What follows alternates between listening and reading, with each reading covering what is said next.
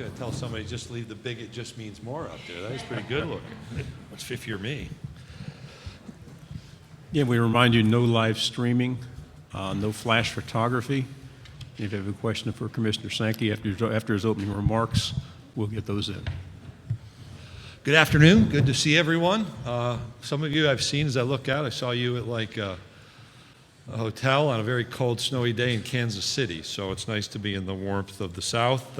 You probably had the opportunity either to hear my opening remarks or see perspectives on Twitter or information we've shared. So I'll be brief with my comments. Another remarkable year across the league. We led the nation in attendance in the sport of football. Yet again, the most viewed college football championship game, won 5 national championships, concluding with Vanderbilt's national championship in the sport of baseball. The nice thing about winning the baseball championship is like you don't lose a game for 2 months before the football season begins, so you get to enjoy that. Announced that we'll be in Atlanta next year for Media Days and in Nashville in 2021. I think it's a new concept to move Media Days around for us, but it was healthy last year, and those are healthy opportunities for us in the future, allow some creative thinking about how we make sure you and the media are able to do their work and see what else we might be able to add around this event. Shared some perspectives on sports gambling, one of which is our presidents and chancellors had me write to NCAA President Mark Emmert and share our desire for them to continue pursuing some federal legislation around uniformity in national sports gambling standards. I also think we need to be careful about mental health issues for our student athletes. These are real issues that our student athletes are talking about with us regularly. Our campuses do well in supporting and meeting their needs, but we can add to those. We can add to those by doing certain things. I think gambling and the pressure there could be a part of that. I talked a lot about officiating and external review and some of the changes that have taken place, some around how we communicate about officiating. I'm happy to talk about any of those issues or whatever else may be on your mind. So rather than talk for 20 minutes like I did in the big room, let's see what you want to discuss. Hey, it's Andy Coffin here from KMIZ in Columbia, Missouri. I'm curious, if the Mizzou sanctions do not get overturned, what kind of message do you think the NCAA is sending?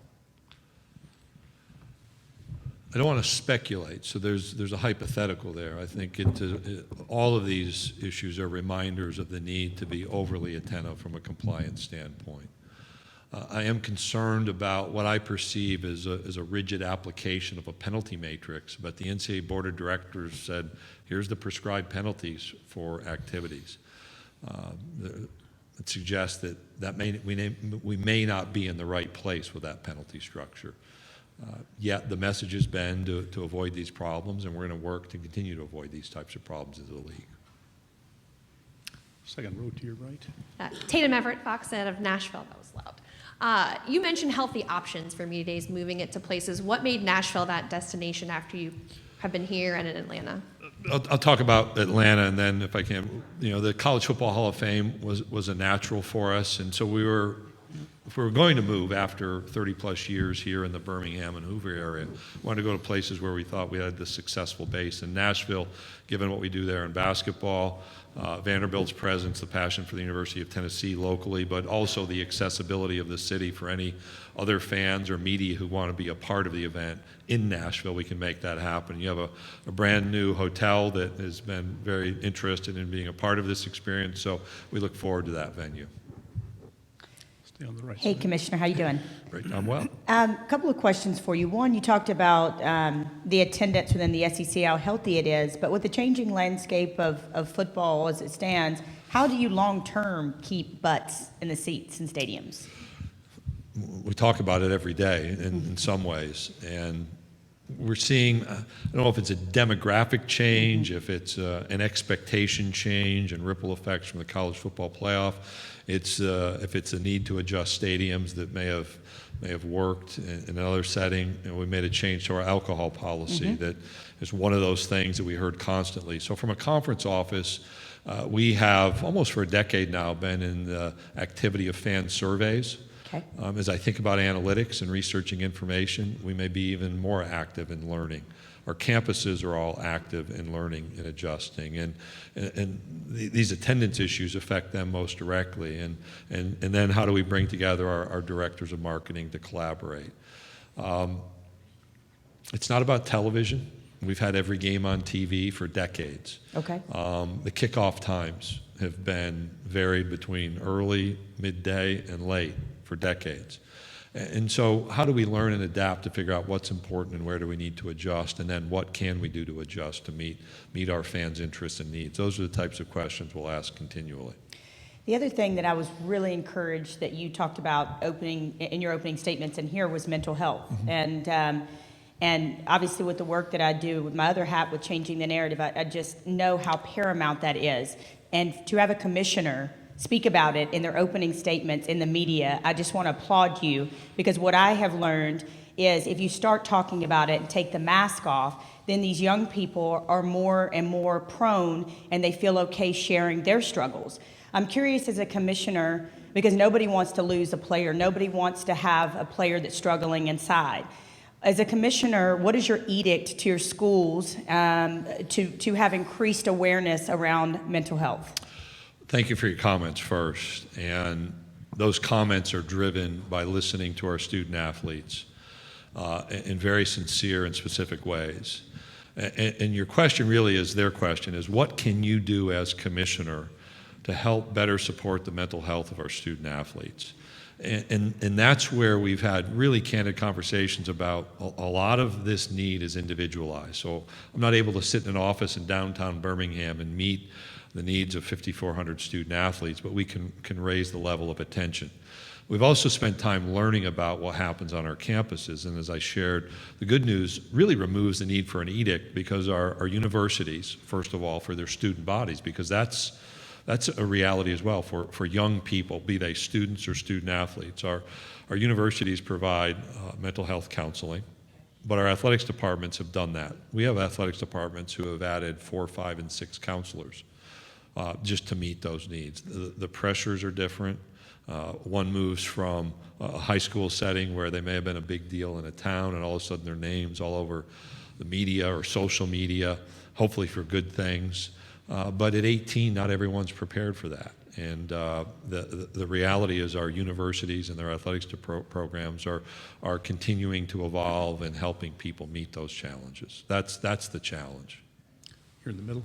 Patrick Brickman, WBMA here in Birmingham. It's certainly exciting to have media days moving around to other cities, but where does Hoover stand when it comes to future sites? We didn't announce past 21, and we'll go through a process at some point. We don't have a timeline to consider opportunities. We play our baseball tournament here, and we've had this incredibly successful baseball tournament, part of which is driven by the commitment that the city of Hoover made to the campus around the Met. We had our largest attended baseball tournament. So understand there are a lot of things. A lot of people have interest in the conference, which is great if you're me. And we'll walk through a decision-making process for 22 and beyond. And I would expect Hoover and the Birmingham area would be part of that conversation, along with other metropolitan areas. To the right, fourth row. Hi, I'm Melanie Posey. I'm actually with the city of Hoover. So based upon that similar question, let me ask this. Can you say what Hoover has done right in the past few years, first of all? And then second of all, what can we as a city continue to do to make ourselves attractive to these processes? Well, you know, baseball is a great example of a city that's done something right. We had a baseball stadium, we had the end of an agreement, and we had the need, and really my first year, the responsibility to look beyond to see are there better situations, because my responsibility is to find the best opportunities for the Southeastern Conference. We now have an indoor facility that I think the city benefits from year-round. There was just a basketball tournament there last week that drew our coaches in. You see this playground and recreation area, practice fields. And so they've built this synergy around baseball that I think is a really great answer for baseball. Now, what's the right answer for football media days? Our event has changed. We have more people. We have more needs, more media, and the facility works now, but as we continue to create opportunities, I was on the Marty and McGee show, which takes up a room, so that's another space. you didn't think I was going to talk about Marty and McGee here. We'll continue to look, and we'll have proposal specifications.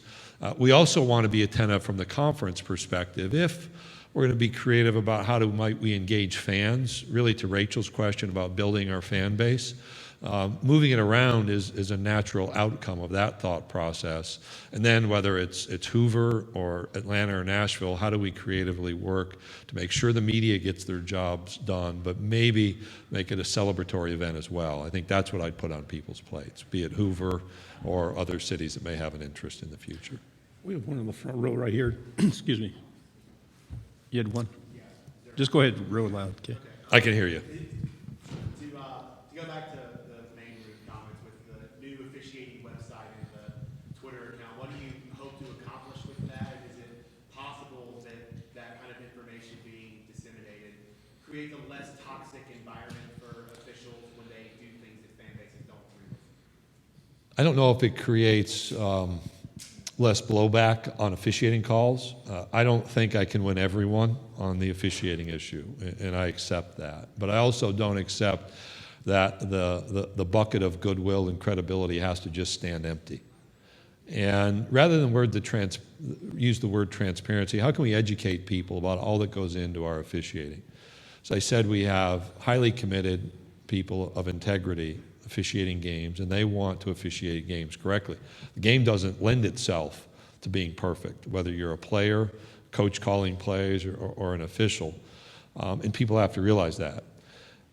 It's not just a Saturday event in football. It's not just a Tuesday, Wednesday, Saturday event in basketball. And we want people to see all the work that goes in, whether it's through the week or through the year. You know, one of the questions was, well, what does Steve Shaw do? You know, Steve Shaw has a full-time job dedicated to supporting officiating, to guiding our program. And that's a level of commitment that's important to us, and one that we'll continue to support and probably expand upon how we support officiating. Here in the front. Clint Schweitzer, Great American Sports Network in Kansas City. Commissioner, you spoke about the sanctions levy to the University of Missouri. How important is it for you to kind of have the backs of institutions like Missouri and other schools in the SEC that may face these kind of adverse situations? The goal for us is very clearly stated to our institutions. It's never to pull down a championship banner, never give back a championship trophy, and never have a team banned from postseason because we can't follow the NCAA's rules or meet their academic standards.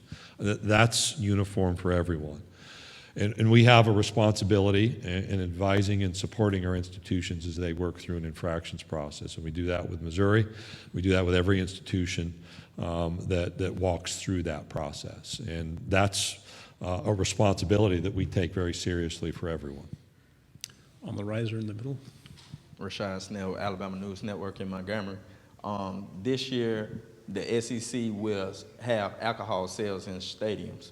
Just talk about that being mixed with rowdy fans and 21-year-old college kids already.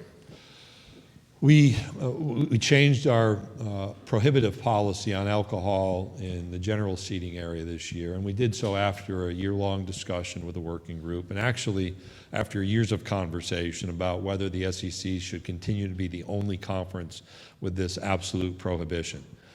The change allows institutions autonomy to make decisions about selling alcohol, but does so within, again, the only conference circumstance where we have management expectations for the sale and availability of alcohol. There's no sales within stands. There's no hawking within the stands. The sales have to be from fixed concession areas. There are specific cutoff times. There are specific management expectations and oversight expectations, and we'll go through the year. We'll learn as we go through the year how many of our institutions sell alcohol. We'll pay attention to public safety issues and determine what adjustments, if any, need to be made in the future. But we expect our institutions to exercise care as they also exercise this opportunity to make alcohol more widely available around athletic events. To your right. Greg, I wanted to ask about the network contract and I guess the Tier 1 contract that's coming up. Would y'all prefer to stay with a broadcast network? Has membership said anything about preferences or anything like that? And when do you think it will be wrapped up, generally speaking? You're asking me about our agreement with CBS? You currently have it with CBS. Well, there are elements of that question that aren't appropriate for me to comment publicly. We've had a great relationship spanning decades with CBS. As I said, we had 10 of the most 20 viewed football games on television last season at the college level. We had the highest viewed college football championship game, and I think we have 5 more seasons with CBS. So we'll work to see what the future may hold. The riser in the back. Scott Carpenter with WLTZ out of Columbus, Georgia. We've seen the transfer portal really impact the sport recently, and then we've seen it kind of come under fire recently. Where does the SEC and yourself stand on the rule now as opposed to where it was and where it might be? Here's where I stand. I think it was appropriate that our athletics programs not control communication, destination, or financial aid should someone transfer. Those are realities that 3-4 years ago an institution could block, that's the phrase you saw, or determine whether somebody else received aid if they chose to transfer. I think moving away from that's healthy, point one. Point two, I've said repeatedly that if we had a year of residence as a standard somehow, that causes people to slow down and supports the proper educational outcomes, but that's not reality. That's not where we are. And so I've heard the concerns. The conference has not done anything to restrict transfers beyond our current policy of interconference transfer, all serve a year of residence. In fact, we've created freedom for graduate transfers, which is an indication of relieving a little bit of the transfer pressure. And so far, that's been managed appropriately. Okay, Commissioner, thank you very much for your That's it? remarks. That's it. Okay.